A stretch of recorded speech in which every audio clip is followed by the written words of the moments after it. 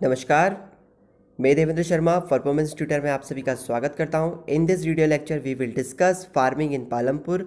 ठीक है, हम जो फार्मिंग है पालमपुर में उसे हम देखने वाले हैं। एक पालमपुर क्या है, एक हाइपोथेटिकल विलेज है जिसके बारे में हम पढ़ रहे हैं। ठीक है, उसमें हम land is fixed and is there a way one can grow more from the same land. ठीक है, ये हमारे जो टॉपिक है वो हम देखने वाले हैं इस वीडियो लेक्चर में। हम देखेंगे कि लैंड जो है क्या फिक्स्ड लैंड देखने को मिलती है हमें पालमपुर में। ठीक है, क्या क्या क्या कोई और भी तरीके हैं जिससे कि हम क्या एक पर्टिकुलर उसी सेम लैंड से जो है हम और भी जो है ग्रो हमारा प्रोडक्शन जो है बढ़ा सकते हैं। हमने जो हमारा लास्ट लेक्चर था उनमें हमने फैक्टर्स ऑफ प्रोडक्शन को पढ़ा है।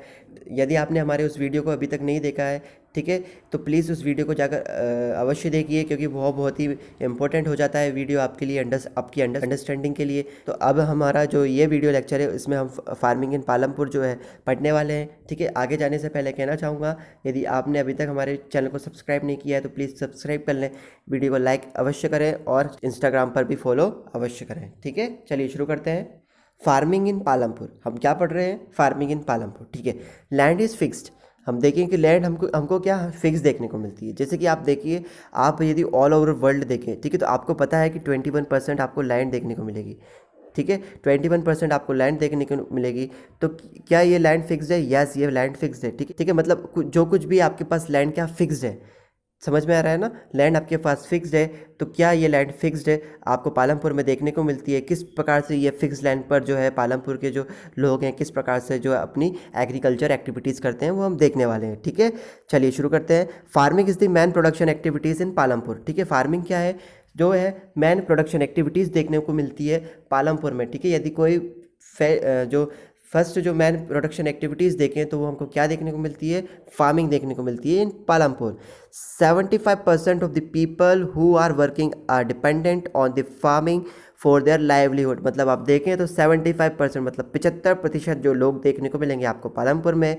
इट मीन्स 75% पीपल्स जो देखने को मिलेंगे आपको पालमपुर में वो किस पर डिपेंडेंट हैं? अपने जीवन के लिए, अपने जीवन मतलब लाइवलीहुड, ठीक है, जीवन यापन के लिए किस पर डिपेंडेंट हैं? वो डिपेंडेंट है ओनली फार्मिंग पर डिपेंडेंट है। ठीक है, सब 75% जो जनता है बाकी फार्मिंग पर डिपेंडेंट है।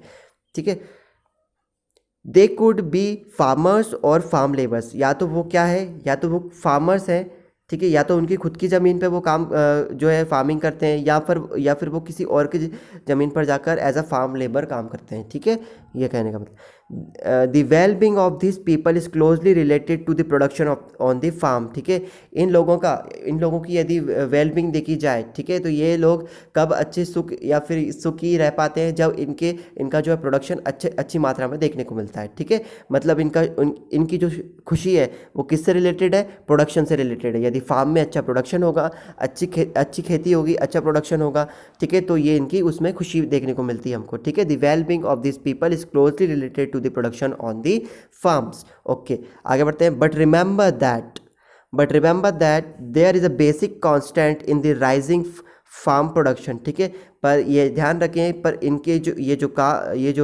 ये फार्म प्रोडक्शन से रिलेटेड ये जो वर्क है इसमें कुछ ना कुछ रुकावट जरूर देखने को मिलती है। कुछ बेसिक जो रुकावटें हैं वो हमको देखने को मिलेंगी। ठीक है, land area under cultivation is practically fixed. आप देखें तो जो लैंड है फिक्स्ड है। हमने शुरुआत में ये डिस्कस किया था कि आप देखें, ठीक है, यदि आप पालमपुर में भी देखें, ठीक है, क्या या आप रियल लाइफ में भी देखें तो लैंड क्या है? फिक्स्ड है। ठीक है, land area under cultivation is practically fixed है, पालमपुर में आपको देखने को मिलेगा। सिंस 9 यदि 1960 के बाद देखें, यदि पालमपुर में there has been no expansion in land area under cultivation. ठीक है, यदि आप देखें तो पालमपुर में आपको किसी भी प्रकार का एक्सपेंशन नहीं देखने को मिलेगा 1960 के बाद। यदि आप देखें तो पालमपुर जो विलेज है उसमें जो लैंड का जो एरिया है जहाँ पर जो है कल्टीवेशन किया जाता है वो उसमें किसी भी प्रकार का जो एक्सपेंशन नहीं देखने को आपको मिलता है। By then some of the wasteland in the village has been converted to cultivable land. पर उसके बाद क्या है, कुछ आपको जो वेस्टलैंड थी जो कि पहले जो है एज अ कल्टीवेशन यूज़ नहीं की जाती थी, एग्रीकल्चर के लिए यूज़ नहीं की जाती थी, उसको भी जो है कहीं ना कहीं किसी अच्छी रूप से जो है कन्वर्ट करके जो है कल्टिवेबल लैंड बना लिया गया है। ठीक है, there exists no further scope to increase farm production by bringing new land under cultivation। ठीक है। There exist no further scope, मतलब और कोई सा तरीका नहीं दिखता है कि हम जिससे कि हमारा जो फार्म का प्रोडक्शन है उसको इंक्रीज़ कर सकें।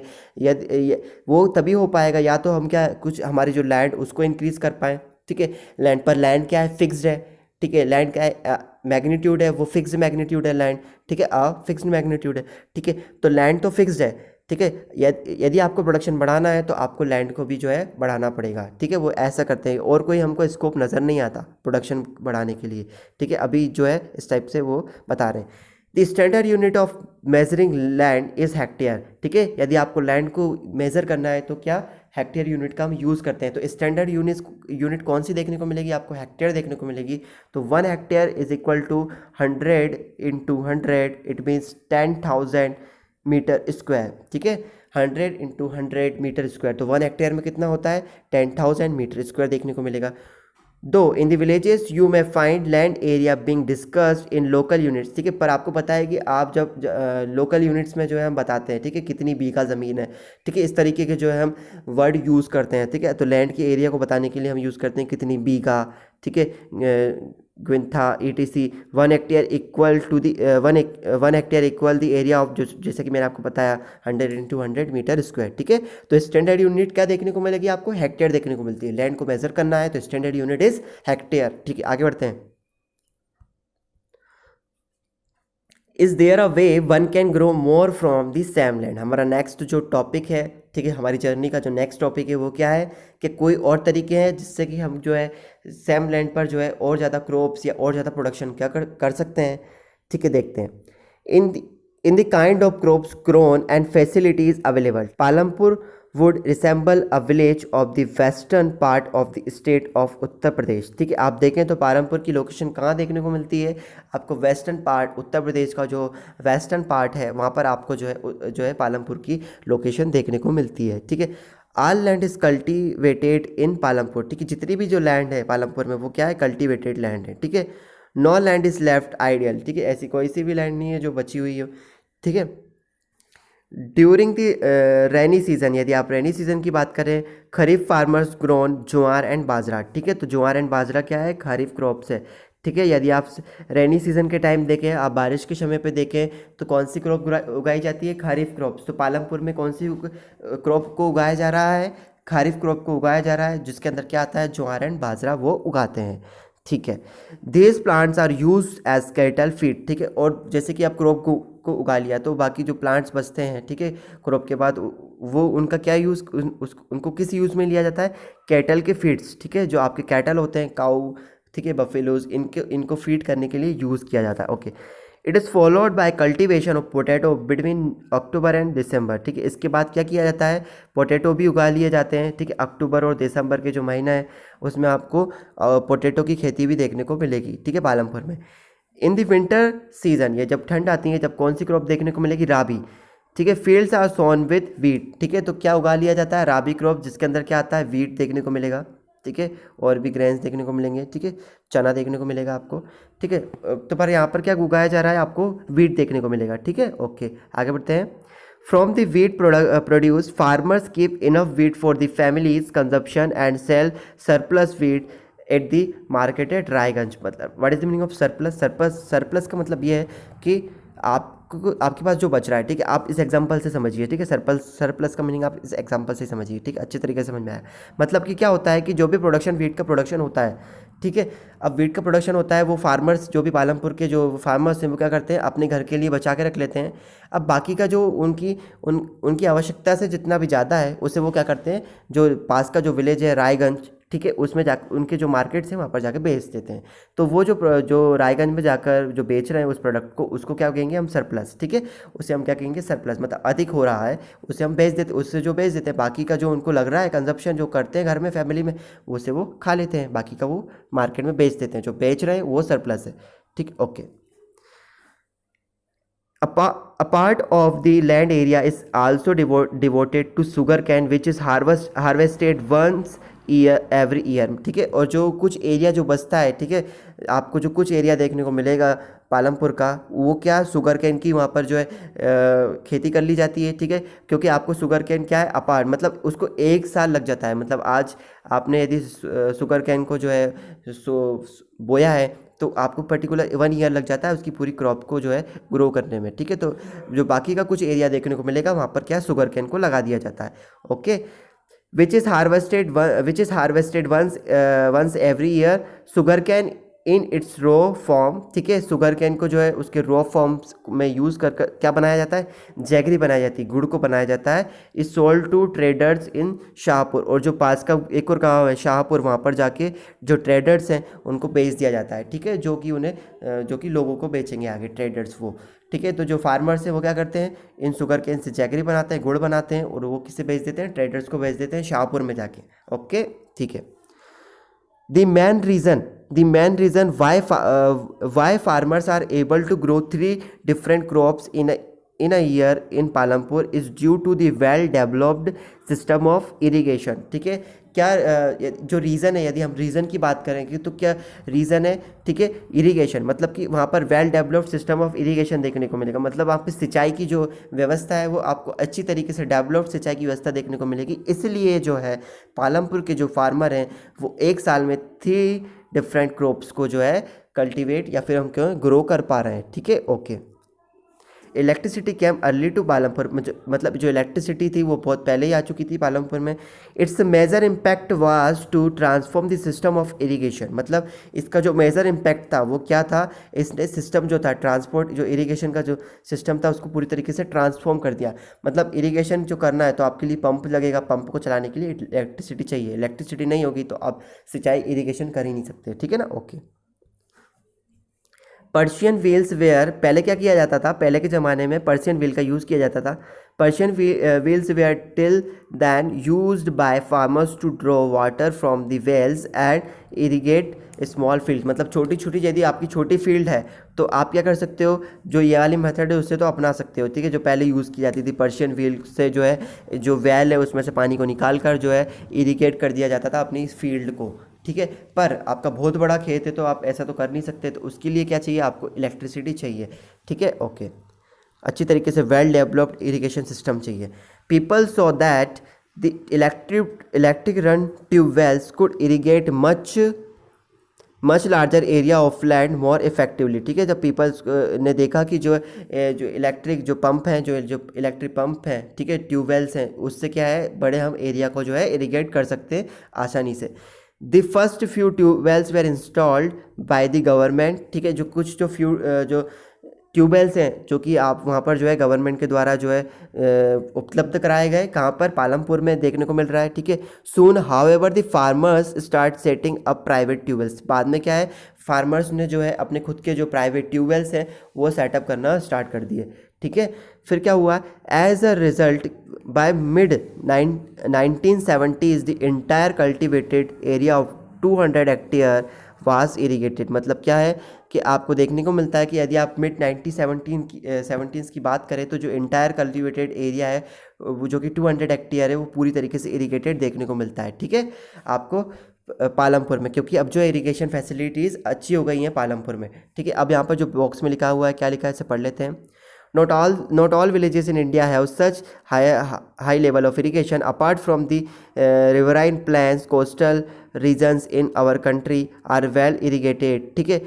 जैसे कि आप देखें तो हमारा जो कंट्री है इंडिया है, जो हमारा भारत देखने को मिलेगा आपको, तो आप देख सकते हैं कि जो पूरा इंटायर कंट्री है वो आपको पूरी तरीके से इस तरीके से, जिस तरीके से पालमपुर में व्यवस्था है उस तरीके की व्यवस्था आपको हर जो इंडिया के पार्ट में देखने को नहीं मिलेगी। क्यों नहीं देखने को मिलेगी, ठीक है, क्योंकि वो कुछ जैसे आप देखिए कि पालमपुर कहाँ उत्तर प्रदेश में है, ठीक है। तो या तो वो एरिया क्या है अपार्ट है रिवराइन प्लेन से, ठीक है, कोस्टल रीजन से, या फिर our countries are well irrigated जहाँ पर अच्छा इरिगेशन सिस्टम है उससे अपार्ट है, मतलब उससे दूर है, इसलिए वहाँ पर इरिगेशन फैसिलिटीज़ अच्छी नहीं मिलेगी, ठीक है।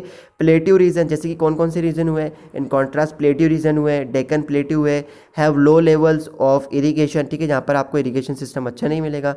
Of the total cultivated area in the country is a little less than 40% is irrigated even today, ठीक है। यदि हम अभी की बात करें तो हमारा जो जो कंट्री का 40% जो एरिया देखने को मिलता है वो जो है 40% से भी यदि आप लेस देखें, लिटिल लेस देन 40%, वो क्या आपको इरीगेटेड देखने को मिलेगा। ठीक है। In the remaining area farming is largely dependent on rainfall. ठीक है। और जो बाकी का एरिया बचता है कि वहाँ पर जो है इरिगेशन, वहाँ पर जो है आपको फार्मिंग देखने को नहीं मिलती, नहीं ऐसा नहीं है। वहाँ पर जो फार्मिंग किस पर डिपेंडेंट है वो रेनफॉल पर डिपेंडेंट है। ठीक है। Okay. To grow more than one crop on a piece of land during the year is known as multiple cropping। अब हमारा जो क्वेश्चन था, ठीक है, हमारा जैसे कि टॉपिक था, क्या था, is there a way one can grow more from the same land. क्या कोई तरीका है? तो अब देखिए, अब वो तरीके आपको देखने को मिलेंगे। क्या फर्स्ट तरीका देखने को मिल रहा है? Multiple cropping. ठीक है। To grow more than one crop on a piece of land during the year is known as multiple cropping. It means, आपको सिंपल लैंग्वेज में समझिए। ठीक है। जैसे कि आपका क्या हुआ, आपने फर्स्ट खेती कर ली, किसकी? आपने फर्स्ट खेती कर ली, खारिफ क्रॉप कर ली, बाजरा लगा लिया। ठीक है। यदि आप एक ही तरीके की खेती करते चले गए आपकी लैंड पे, तो आपकी जो फर्टिलिटी है, जो सोइल की फर्टिलिटी है, वो क्या है, वो कम होती चली जाएगी। ठीक है। आप मल्टीपल क्रॉपिंग मतलब पहले आपने बाजरा लगा लिया, ठीक है, उसके बाद कुछ और आपने उसकी जगह कुछ और लगा लिया, ज्वार लगा लिया, ठीक है, नेक्स्ट ईयर। ठीक है। तो इस तरीके से यदि आप कल्टीवेशन इस तरीके से यदि आप फार्मिंग करते हो, ठीक है, तो आपके लिए क्या है, उसे हम क्या कहते हैं? मल्टीपल क्रॉपिंग कहते हैं। ठीक है। अलग अलग टाइप की क्रॉपिंग को यूज़ करना, ठीक है, पर्टिकुलर ईयर में, ड्यूरिंग द ईयर में, उसे हम क्या कहते हैं? मल्टीपल क्रॉपिंग कहते हैं। ठीक है। It is the most common way of increasing production on a given piece of land. All farmers in Palampur grow at least 2 main crops. Many are growing potatoes as the third crops in the past 15 और 20 years. यदि आप पालमपुर में देखें तो वहाँ पे भी आपको एग्जांपल देखने को मिलता है।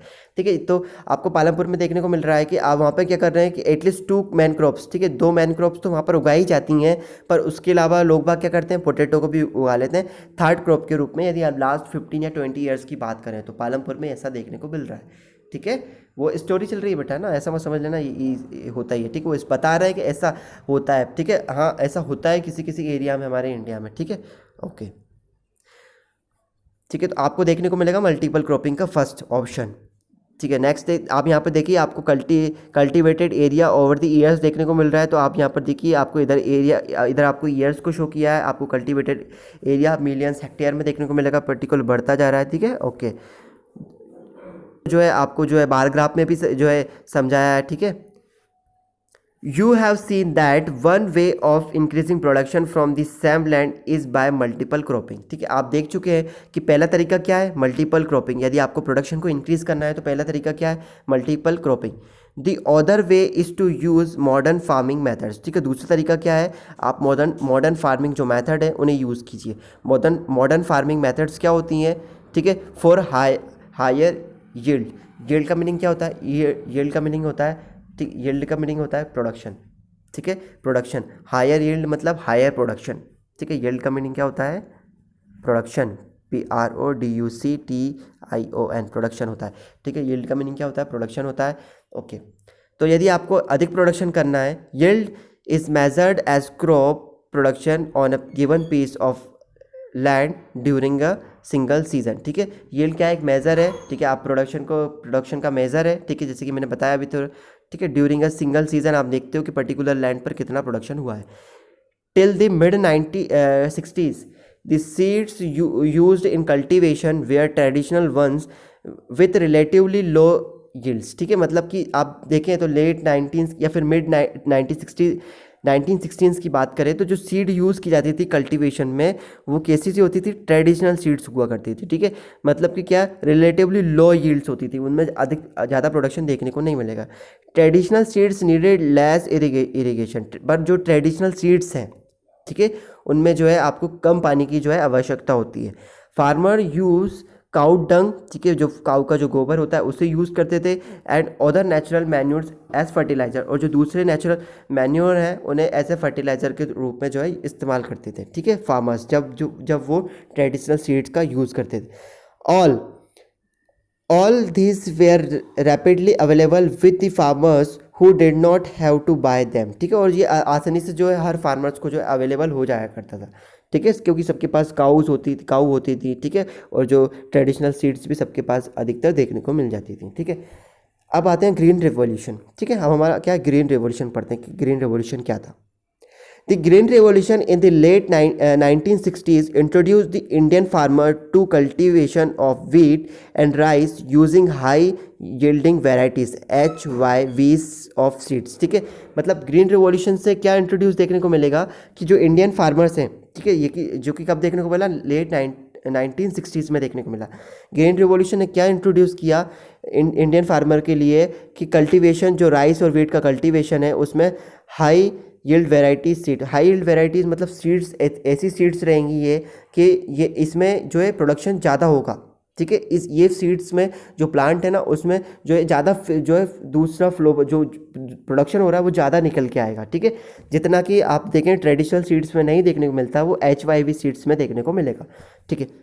Compared to the traditional seeds, the HYV seeds promised to produce much greater amounts of grains on a single plant, ठीक है, जैसे कि मैंने बताया। As a result, the same piece of land would now produce the far larger quantities of food grains than was possible earlier, ठीक है।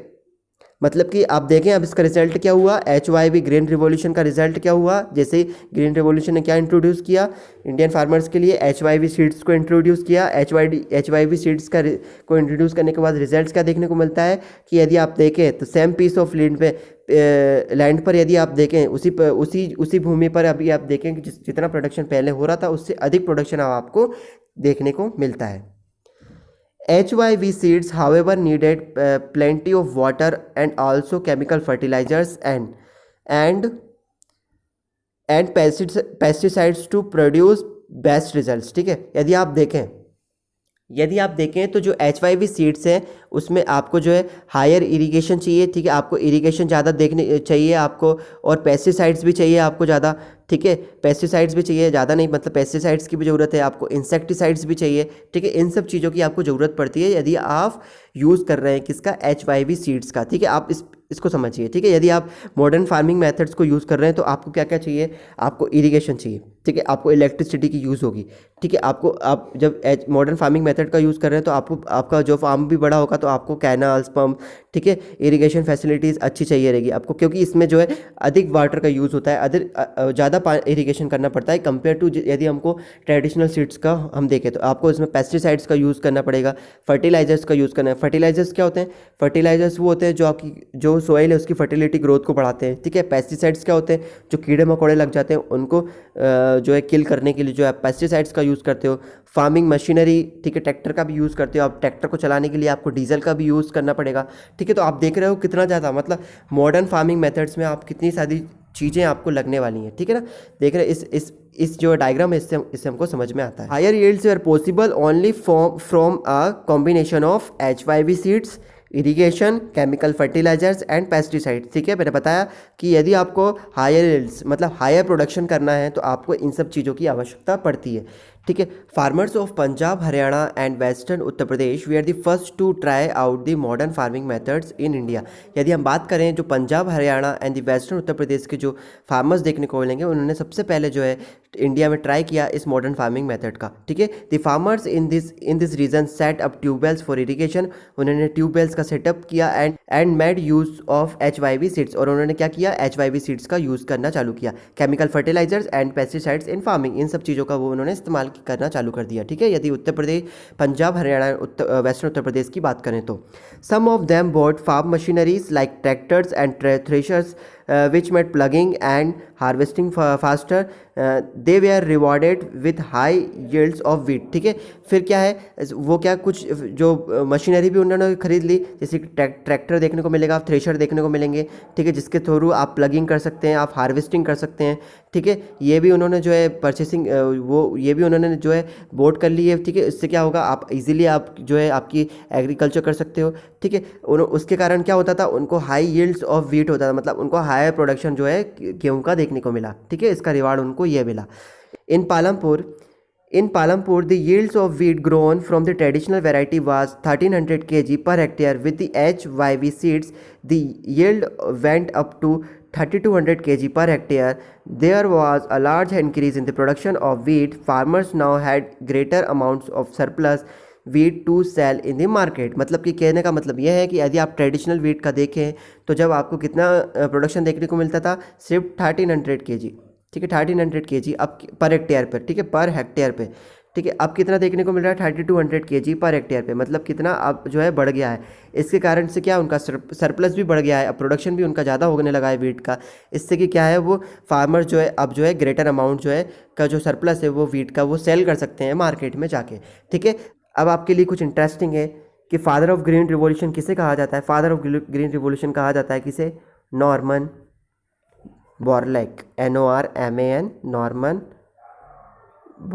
LAUG बोरलैग, ठीक है। ये है फादर ऑफ ग्रीन रिवॉल्यूशन, ठीक है। ये कौन है, ये अमेरिकन एग्रीकल्चरल साइंटिस्ट देखने को मिलेंगे, एग्रीकल्चरल साइंटिस्ट देखने को मिलेंगे आपको अमेरिका के, ठीक है। 1917 में इन्होंने जो है ग्रीन रिवॉल्यूशन का जो है क्या दिया, ग्रीन रिवॉल्यूशन का जो है इंट्रोडक्शन कराया। इनको नोबेल पीस प्राइज़ भी मिला है HYV सीड्स के लिए, ठीक है। यदि आप father of green revolution in India देखते हैं, ठीक है, ये फादर ऑफ ग्रीन रिवॉल्यूशन, ठीक है, अमेरिका, ठीक है, ओवरऑल वर्ल्ड के लिए बता रहा था मैं, ठीक है। सबसे पहले यदि आप फादर ऑफ ग्रीन रिवॉल्यूशन जो यदि हम इंडिया में देखें तो उन्हें वो कौन है, MS स्वामीनाथन। वो कौन है, MS स्वामीनाथन। ये कौन है, father of green revolution in India, ठीक है, father of green revolution in India MS Swaminathan, ठीक है, ओके। यदि आपको ये वीडियो अच्छा लगा हो तो प्लीज़ मेरे चैनल को सब्सक्राइब करें, वीडियो को लाइक करें। थैंक यू, धन्यवाद।